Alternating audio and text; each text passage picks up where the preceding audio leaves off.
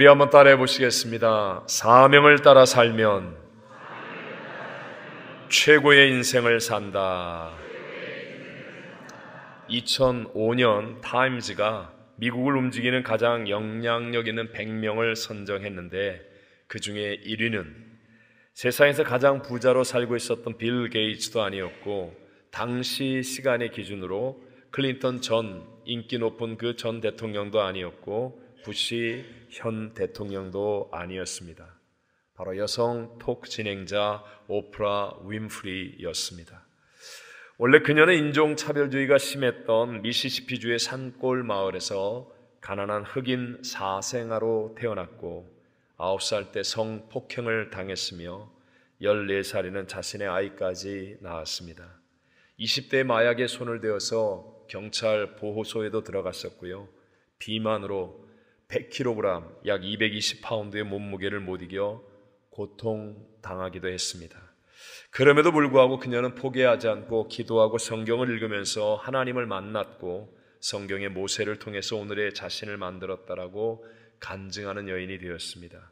그녀는 10억 달러의 재산을 가진 억만장자이며 세계 10대 여성 안에 지금도 들어가는 역전의 인물이 된 것입니다. 그녀가 진행했던 프로그램의 시청자는 약 1억 4천만 명이 넘었습니다. 그녀의 말 한마디에 사람들은 감동했었고요.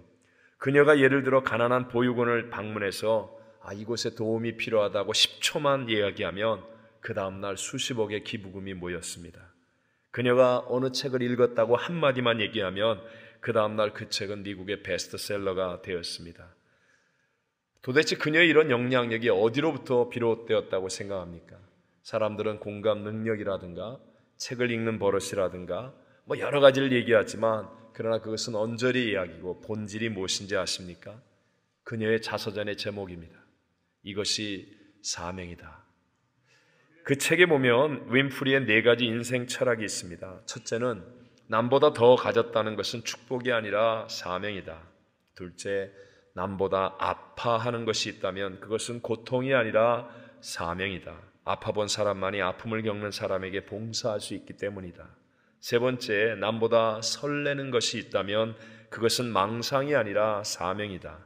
네 번째, 남보다 부담되는 것이 있다면 그것은 강요가 아니라 사명이다. 오프라 윈프리는 돈이 많고 유명해졌기 때문에 가치 있고 중요한 인생이 되었던 것이 아니라 자신의 사명을 깨닫고 살아가기 때문에 가치 있고 중요한 인생이 된 줄로 믿습니다. 자, 하나님의 형상과 모양대로 지음받은 우리 인간이 짐승과 다른 점이 있다면 그것은 바로 사명을 깨닫는 데 있습니다.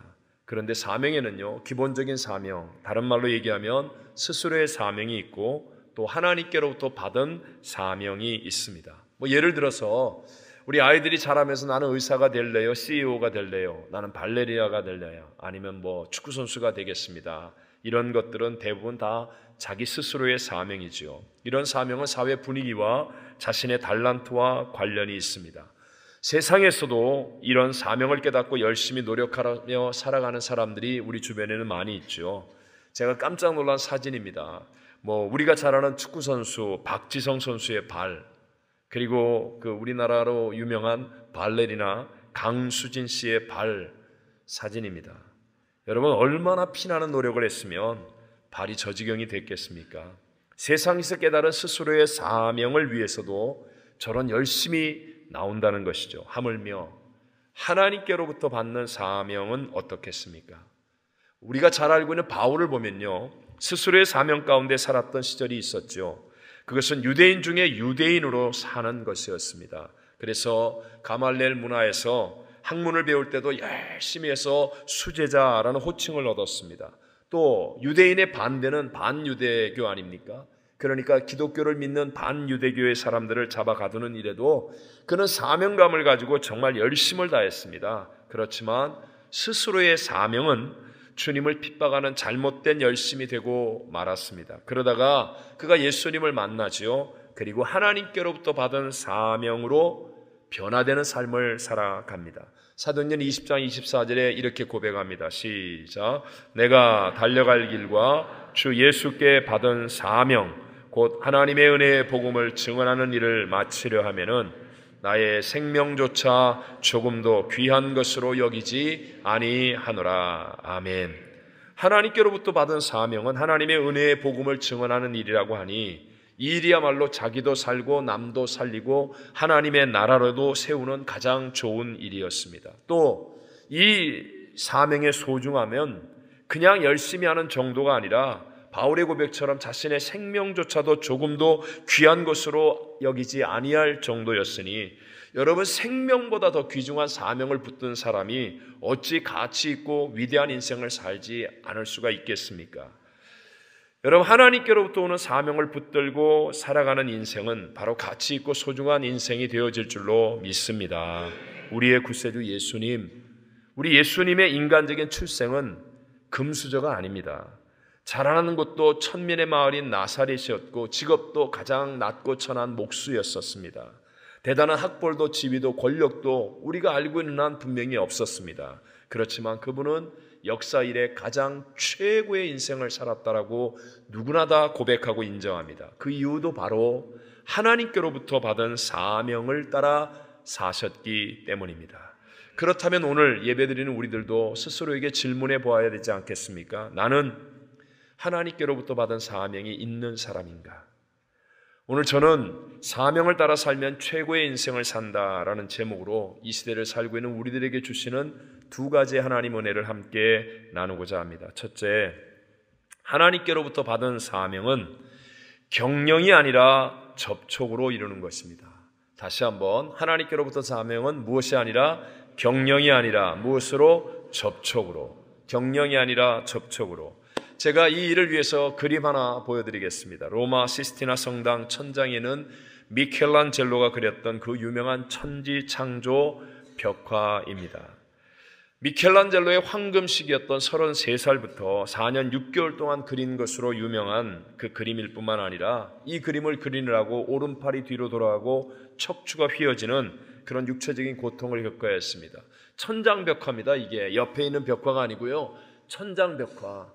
그 높은 천장의 벽화를 그리기 위해 오늘같이 리프트가 있었겠어요? 뭐가 있었겠어요? 그러니까 한번 올라가면 못 내려오는 거예요. 간이 침대를 놓고 누워서 천장에다 그림을 그리니까 물감이 떨어질 거 아닙니까? 그래서 온 몸의 피부는 문드러지고요, 눈은 정면으로 바라보기 힘든 반불구자가 되게 한 그런 유명한 그림입니다. 이런 엄청난 대가를 지불하며 그린 그림의 내용은 탁월한 영감을 우리에게 전해주고 있습니다. 자, 하나님이 인간을 창조하시고 생기를 불어넣어 주실 때 그 모습입니다. 그 장면이 뭐죠? 하나님의 손가락 끝과 인간의 손가락 끝이 뭐하고 있어요? 접촉하고 있는 거예요. 접촉. 영적인 세계에서는 내가 누구와 접촉하며 누구와 교제하느냐가 결국 우리의 운명을 결정짓게 된다고 하는 천재적인 분석입니다. 여러분, 아담이 저렇게 하나님과 접촉할 때는요, 하나님께로부터 오는 사명을 받았잖아요. 땅을 다스리고 정복하고 번성하고 충만하여 복된 인생을 살았습니다. 그런데 뱀의 형상을 가진 마귀와 접촉하게 되니까 결국은 하나님 말씀을 불순종하게 되고 부정한 자가 되어서 망하는 자가 되어버리지 않습니까? 접촉이 중요하다는 것입니다. 성경 말씀 31절로 33절 한번 읽어보겠습니다. 시작. 곧 그때에 어떤 바리새인들이 나와서 헤롯이 당신을 죽이고자 하나이다. 이르시되 너희는 가서 저 여우에게 이르되 오늘과 내일은 내가 귀신을 쫓아내며 병을 고치다가 제3일에는 완전하여 지리라 하라. 그러나 오늘과 내일과 모레는 내가 길을 가야 하리니 선지자가 예루살렘 밖에서는 죽는 법이 없느니라. 아멘. 자, 이걸 쉽게 얘기하면 당시 예수님이 다니던 그 갈릴리의 지역을 다스리는 분봉왕 헤롯 안디바가 있었습니다. 근데 이 사람은 악한 자라 예수님을 죽이려고 하는 계획을 세웠어요. 그러니까 이 왕과 접촉할 수 있는 바리새인 중에 한 사람이 그 이야기를 듣고 예수님께 와서 헤롯이 당신을 죽이려고 한다라고 말을 전합니다. 그럴 때 예수님의 대답은 너무나 단호했습니다. 예수님은 죽음을 두려워하지 않으시고 오히려 헤롯을 여우라고 부르시면서 자기의 죽음이 기다리고 있는 예루살렘을 향해 올라가신다고 말합니다. 왜냐하면 하나님의 구원 계획 때문이죠. 여러분, 경영의 측면에서만 본다면 죽음의 길로 가는 것, 망하는 길로 가는 것입니다. 그런데도 불구하고 바로 예루살렘으로 올라가는 그 길이 하나님과의 접촉이요 하나님의 교제의 길 아닙니까? 결과적으로 어떻습니까? 예수님은 인류 역사상 가장 위대한 승리를 이루게 된 줄로 믿습니다. 성경에 우리가 알고 있는 많은 위인들이 있습니다. 그분들이 다 좋은 배경이나 좋은 상황 속에 있었진 않았지만 그럼에도 불구하고 그의 인생은 위대한 인생의 역전승들을 다 이루게 되었습니다. 어떻게 위대한 승리자가 된 것입니까? 세상 방법으로의 경영이 아니라 하나님과의 접촉과 교제를 통해서 위대한 승리자가 되었다는 사실입니다. 여러분, 우리가 롤 모델로 삼고 있는 초대교회에 어떻게 그렇게 위대한 하나님의 역사가 일어나고 우리가 부러워하는 그런 부흥의 역사가 나타나게 되었습니까? 초대교회는 경영이 아니라는 거예요. 조직, 제도, 시스템, 그런 경영이 없었습니다. 초대교회는 날마다 말씀으로 하나님과 접촉하고 모이면 기도하며 하나님과 접촉하고 하나님과 교제함으로 말미암아 당시에 핍박하는 세상을 이길 수 있었고 거대한 세상들을 이기는 놀라운 부흥의 역사가 일어나게 되었다는 것이죠. 거기에 비해서 말세가 될수록 교회는 정말 좋아지고 있습니다. 건물도 시스템도 제도도 사람도. 그런데 점점 교회를 경영하려고 하는 거예요. 그래서 자꾸 혼탁해지는 것이고 하나님의 영광이 사라지고 능력이 사라져버리고 있는 것입니다. 전에도 한번 말씀드렸지만 접촉이나 교제와 달리 경영이라고 하는 것은요, 자기가 하지 않고 남이 해도 가능한 일입니다. 그래서 예배 안 나오고 기도하지 않아도요, 경영이 가능합니다. 그러니까 교회가 점점 하나님의 역사가 사라지고 부동산 가격이 올랐다, 그래서 우리 교회는 부흥했다, 이따위 소리 나고 앉아 있고요, 세상의 권력자가 우리 뒷배가 되어가지고 우리 교회는 아주 좋은 교회가 됐다, 이런 소리나 하고 있고요. 이런 이상한 교회, 하나님의 역사와는 상관없는 그런 이 잘못된 풍토가 만들어지고 있는 것입니다. 그러나 교제와 접촉은 어떻습니까? 반드시 내가 예배 나와야 되고요, 반드시 내가 기도해야 된다는 거예요. 그래서 하나님의 역사, 비록 눈에는 잘 안 보이지만 은밀하게 일하고 있기 때문에 뭐라고 말할 수는 없지만 감격이 있고 기쁨이 있고 역사가, 살아나는 역사가 있는 하나님의 부흥이 일어나게 되는 줄로 믿습니다. 또 경영은요, 탁월한 지식이나 예리한 비판력을 보일 수는 있습니다. 따지고 분석하고. 그러나 여러분, 생명에 대한 경외감은 생기는 것이 아닙니다. 교회는요, 내가 생각하는 경영 안에 있는 곳이 아닙니다. 그런 게 교회라고 한다면 이게 무슨 하나님이 주인이십니까? 우리 하나님은 죽은 자를 살리고 없는 것도 있는 것처럼 부르시는 전지전능하신 분인 줄로 믿습니다. 내 생각을 뛰어넘어 전혀 안 될 것 같은 불가능한 일이 일어나게 되는 것이 교회인 줄로 믿습니다. 세상에서 버림받고 죽어야 마땅할 사람도 교회 오면 살아나게 되고 변화되게 되고 회개하게 되고 인물로 바뀌어질 수 있는 게 교회인 줄로 믿습니다. 그러려면 교회는 경영이 아니라는 거예요. 내가 아는 것을 가지고 주장하고 내 권리를 나타내는 게 아니라 자기를 부인하고 나의 십자가를 지고 묵묵히 주님을 접촉하며 주님과 교제하며 주님을 따라가는 신앙이 되어지면 내 생각을 뛰어넘는 수천 수만 가지의 방법으로 역사하시는 하나님의 위대한 능력과 부흥을 체험하는 역사가 일어나게 될 줄로 믿습니다. 그래서 예수님이 이렇게 말씀하는 거예요. 마가복음 8장 34절에 말씀합니다. 시작. 무리와 제자들을 불러 이르시되 누구든지 나를 따라오려거든 부인하고 자기 십자가를 지고 나를 따를 것이니라. 누구든지예요. 누구든지 예수를 따라오려거든 먼저 자기를 부인하라는 거예요. 내 생각, 내 경영 안에 주님이 들어오지 않으니까 하나님은 더 높은 차원의 계획을 갖고 있고 능력을 갖고 있고 뜻을 갖고 있고 생각을 갖고 있으니까 나를 부인하고 내가 보는 것, 내가 들은 것, 내가 아는 것 가지고 주장하지 말고 일단 나를 부인하고 묵묵히 십자가를 지고 주님 앞에 엎드려 기도하고 주님을 예배하고 주님을 따라가면 그러면 놀라운 승리와 새 역사는 일어나게 될 줄로 믿습니다. 살아서 지금도 역사하고 계신 그 하나님은 경영보다 접촉과 교제를 원하시는 분이십니다. 예레미야서 29장 11절로 13절만 한번 읽어봅니다. 시작.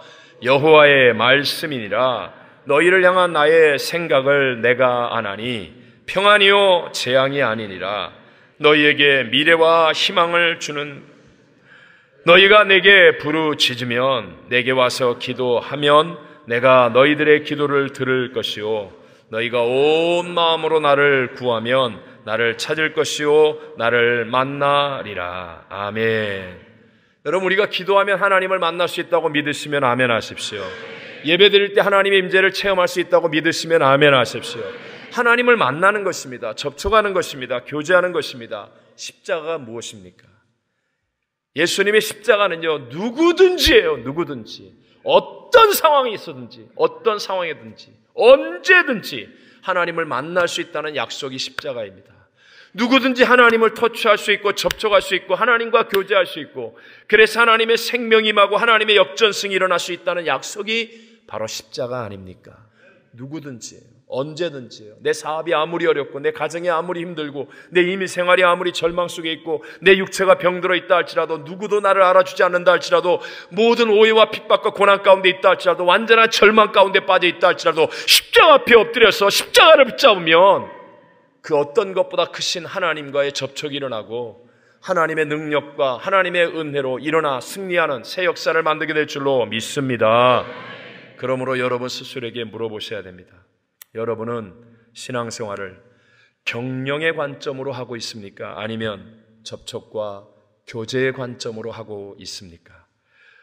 두 번째로, 하나님을 접촉하고 교제할 때 우리 하나님께로부터 받은 사명이 생기죠. 그리고 그 사명을 이룰 수 있는 하나님의 능력, 즉 성령의 능력이 공급된다는 것입니다.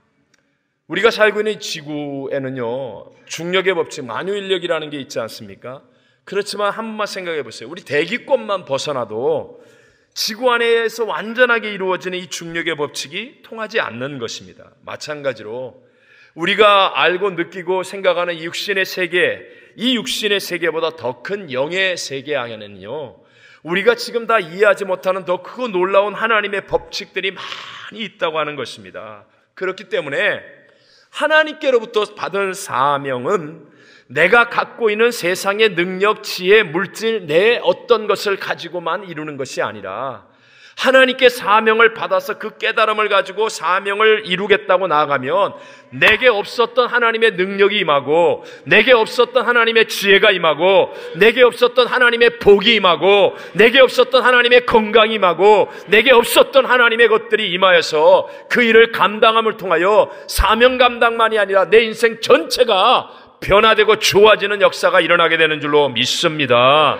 여러분, 내가 생각하지 못하는 크고 위대한 하나님의 능력이 있다는 사실을 믿게 되시기를 바랍니다. 신앙생활은 내 안에 없는 하나님의 능력을 받는 거예요. 우리를 통해서 오병이의 기적이 일어날 수 있다는 사실을 믿으시기 바랍니다. 우리를 통해서도 물이 변하여 포도주가 되는 기적이 일어날 수 있다고 믿으시기 바랍니다. 우리의 믿음을 통해서도 광풍이 잠잠해지고요, 하나님의 새 역사가 일어나는 일들이 일어날 수 있다는 것입니다. 믿는 자에게 하나님의 사명을 받고 그 사명을 주신 하나님과 접촉하며 교제하며 하나님을 믿는 자에게 하나님의 능력이 임하게 되는 것입니다. 그 능력 가운데 최고의 능력이며 최고의 약속이 바로 성령님을 우리에게 보내주신 것입니다. 성령님은 하나님이십니다. 예수님이 100% 완전한 인간이시며 100% 완전한 하나님이신 것처럼, 그래서 예수님은 물이 변하여 포도주가 되기도 하시고 바람과 파도도 잔잔케 하시고 죽은 나사로도 살려내실 수 있는 것처럼 성령님은 완전한 하나님이십니다.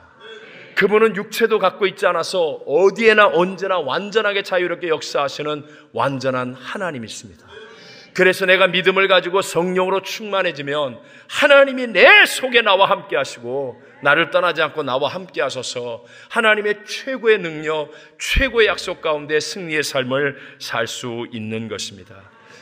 우리 교회에서 가장 자주 읽는 성경 가운데 하나인 것 같아요. 사도행전 1장 4절과 5절 한번 봅니다. 시작. 사도와 함께 모이사 그들에게 분부하여 이르시되 예루살렘을 떠나지 말고 내게서 들은 바 아버지께서 약속하신 것을 기다리라.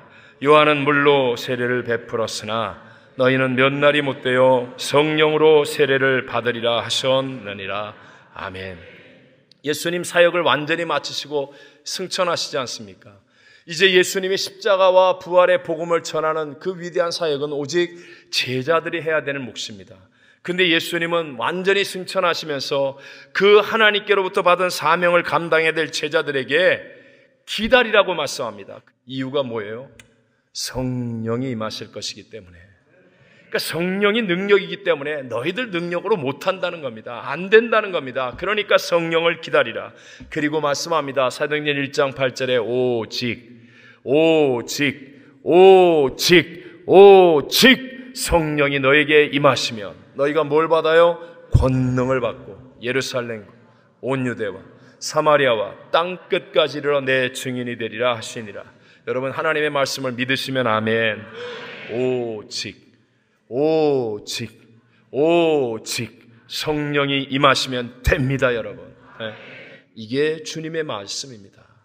자, 베드로의 인생에서도 보면 자기가 할 수 있다고 큰 소리를 칠 때는 예외 없이 넘어졌고 실패했었습니다.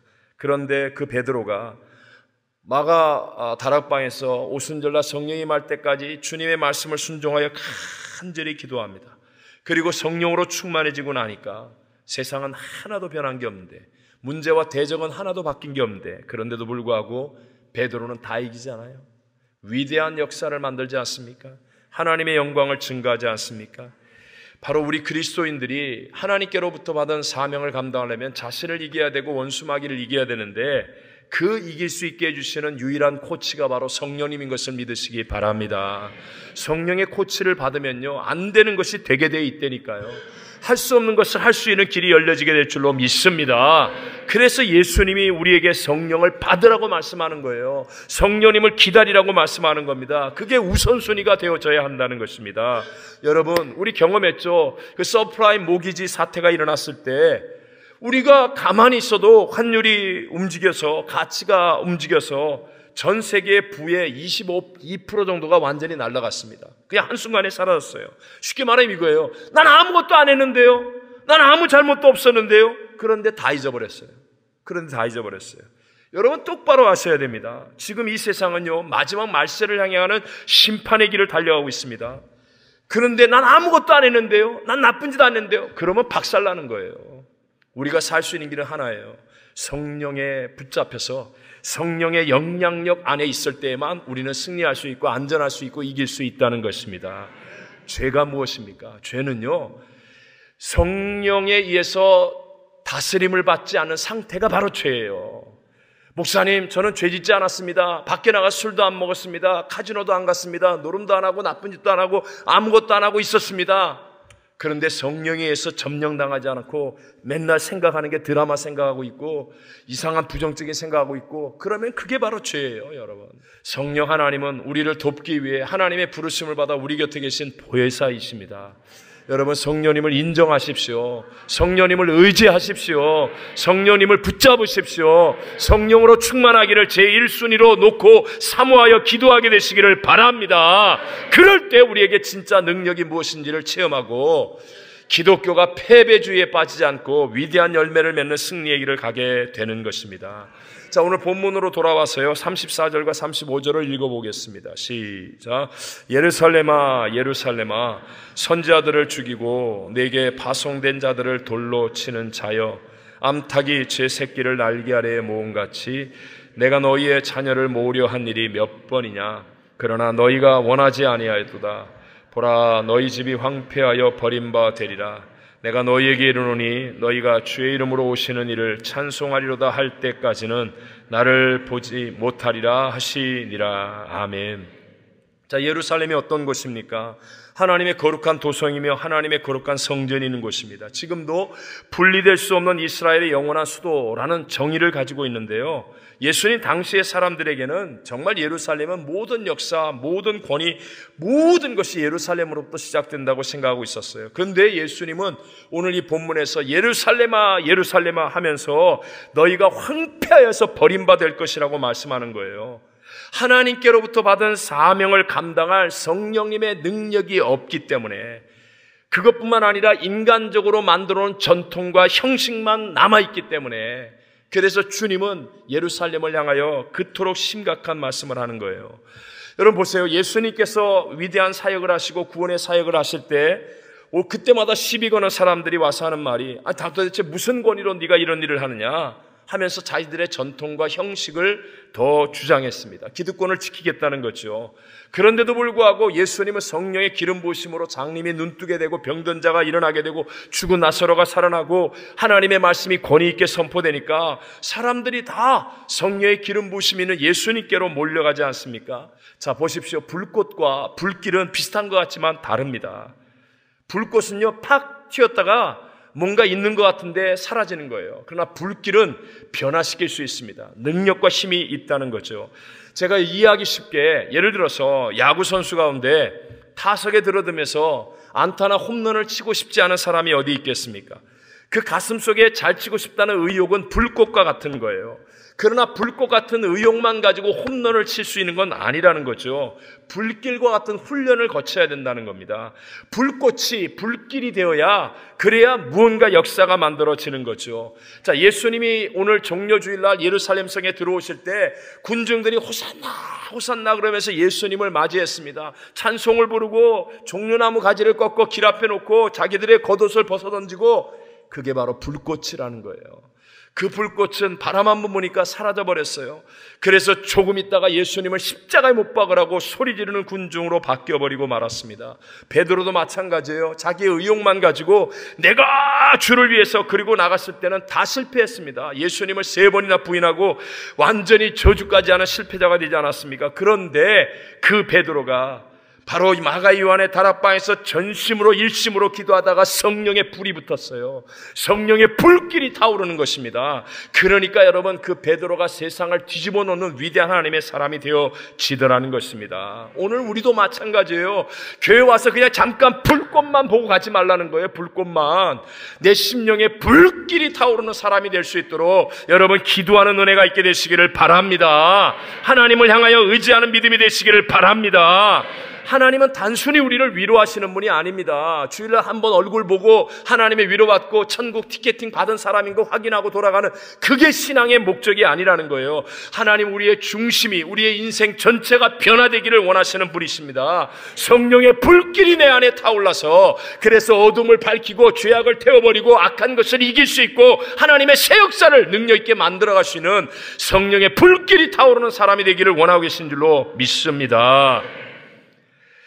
결론의 말씀을 맺으려고 합니다. 새는 날개가 무거워도 그것으로 인해서 날 수 있고 배는 돛이 무거워도 그것으로 항해를 하는 겁니다. 기차는 엔진이 무거워도 그것으로 질주를 하고 비행기도 날개가 무거워 보이지만 그것으로 날아오르는 것입니다. 마찬가지로 때로는 부담스러워 보이고 귀찮아 보일지 모르지만 사명이 우리를 비상하도록 만듭니다. 우리의 인생을 최고의 인생으로 만드는 것이 바로 하나님께로부터 받는 사명이라는 것입니다. 경영이 아니라 하나님과의 접촉과 교제의 신앙이 되어서 하나님께로부터 사명을 받는 신앙이 되시기를 바랍니다. 하나님과의 접촉과 교제를 통하여 성령의 능력이 부어져서 그래서 세상을 이기는 불길이 타오르는 성도들이 되시기를 바랍니다. 그래서 우리 모두 기쁨과 감격을 회복하고 하나님의 승리를 선포하고 증거하시는 참 믿음의 승리자들이 되시기를 주님 이름으로 축원합니다.